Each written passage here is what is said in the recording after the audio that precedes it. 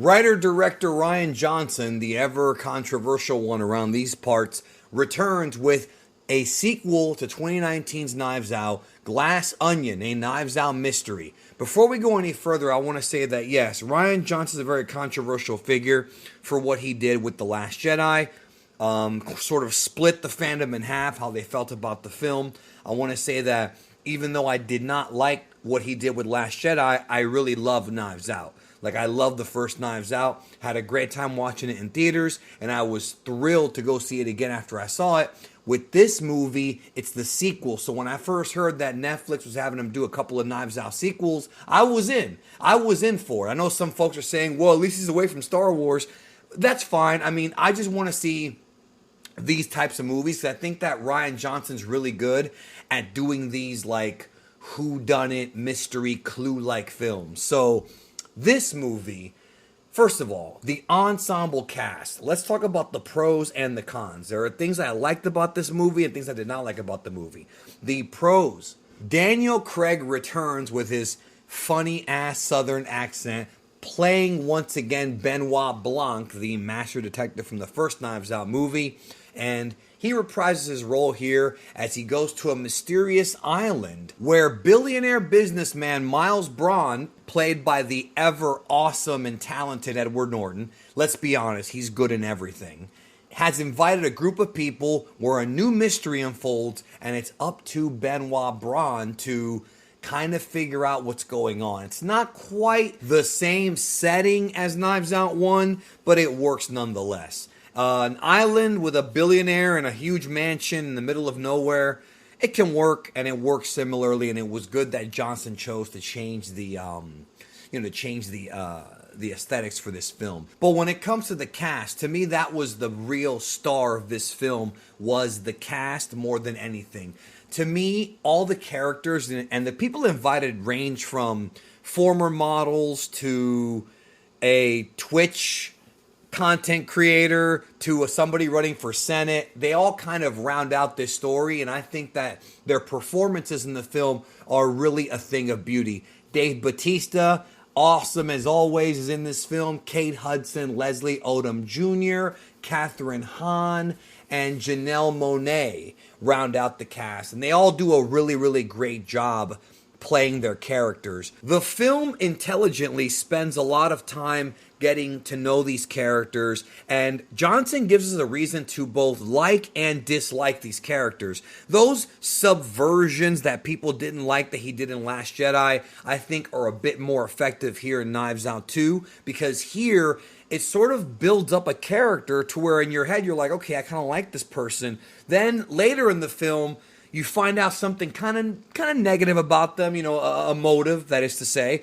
And then later on in the same film, then you get like sort of a shining light on their character. And I think Johnson does it on purpose to keep the audience on their toes. I'm not going to go into spoilers. It's best to see this movie without spoilers. But I will say the movie does spend a lot of time building up its mystery. And one of the things that I found really strange about this movie in comparison to the first Knives Out is that the first half of this movie, roughly around the halfway point, is where the mystery sort of really begins. And I think the movie does a good job of kind of playing with your expectations and once again doing subversions, but doing them in an effective way to where some of the subversions, especially those involving the Benoit Blanc character, I really liked. The reason why he is the world's greatest detective is kind of, explained throughout the film. I mean, he's no slouch. He's not one of these goofballs, sort of like how you had in the Scooby-Doo era. You had like the serious,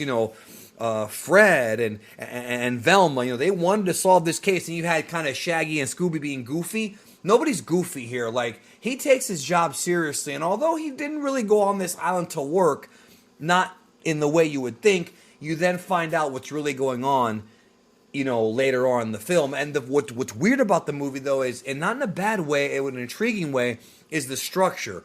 The mystery begins, and then shortly after the mystery begins, there's another mystery, and then Johnson chooses to do the Quentin Tarantino game where he tells the story in non-linear fashion. He did this in the first Knives Out too, by the way. It's something that I think is an effective tool for filmmakers, where he goes back to prior to the film's events and kind of gives you a bit of backstory on some of the characters, opening up the door for us to try to slowly figure out what's going on. One of the issues I had, though, is that I felt like he did this, the timing was off. I felt he did this a little bit too soon, in that by the time you get to the halfway point and it goes into that flashback, you're kind of already figuring out what's really going on. And I'll be honest, and you know I don't lie about this kind of stuff, man, because the first Knives Out had me really curious. With this one, I sort of suspected what was the eventual outcome. I suspected the ending. I called it early in the film, only because, A,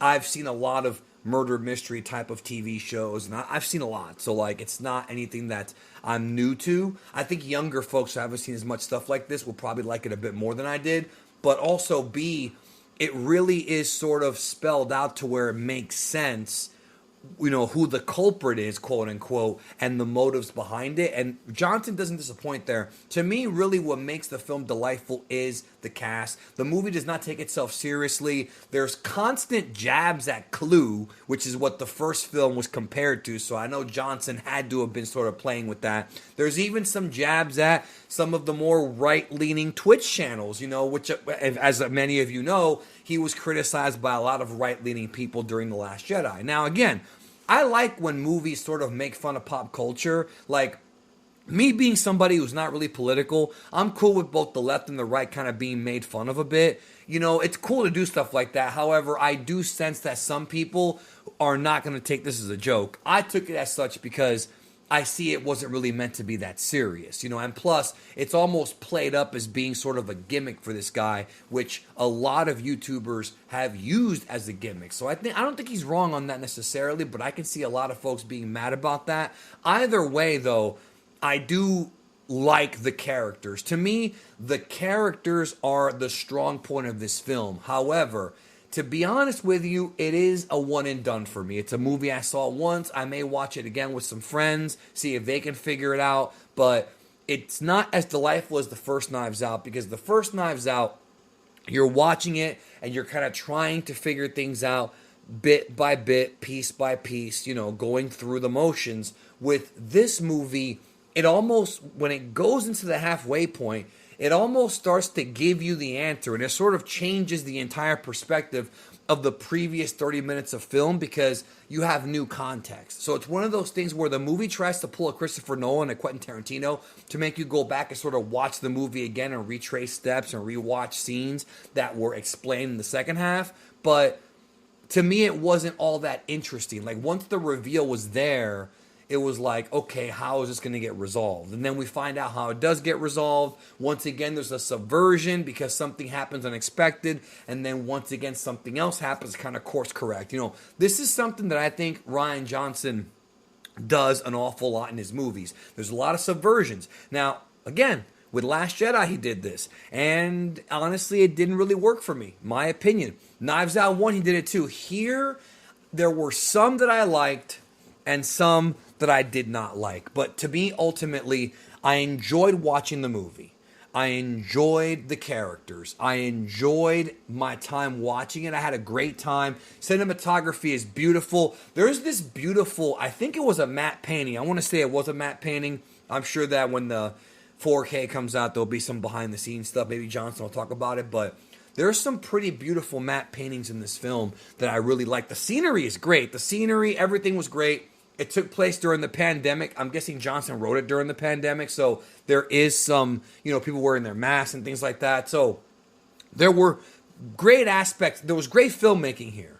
Great camera work. Like, Johnson knows how to work the camera. He knows how to put scenes together. He's not bad at that. And I don't think he's even a bad storyteller. I think he'd be a great novelist. Honest to God, I think that. But I feel like here, like, I sort of finished the film, and I was like, okay, well, that was fun. I had a fun time, but it wasn't like I was dying to go back, you know, and like retrace my steps. I think that's what he wanted. And I think for some of you guys, you will have that feeling, but some of you guys won't. I will tell you this. Please watch this or the first Knives Out and take away your Last Jedi bias. I know a lot of you guys don't like this dude for that reason. I get it. I understand. But not every movie one filmmaker makes is bad. A lot of filmmakers have made, movies that were not received well. I mean, Bonfire of the Vanities by Brian De Palma was a famous one. But that doesn't mean all their movies are going to suck, right? Or going to be bad. And this one was definitely not a bad film. I just felt like, for me, it was a one and done. So if it's the holidays,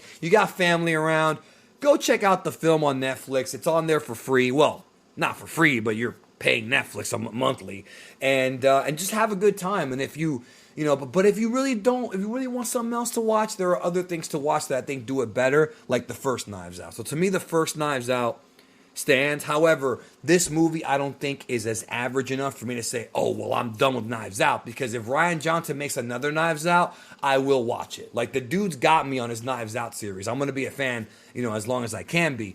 This one, again, fun film, great acting, great characters, really charismatic actors, man. Edward Norton is so charismatic, dude. It really is the actors that make this film. This same movie with like B actors would have been a complete mess. They lift this film up into being a lot of fun, and I think they're worth watching. But some of you might feel this way I did, where it's like, all right, good movie, but not really one I want to revisit. What do you think? If you've seen Knives Out 2, let me know down below. Glass Onion, a Knives Out story. I'll see you soon.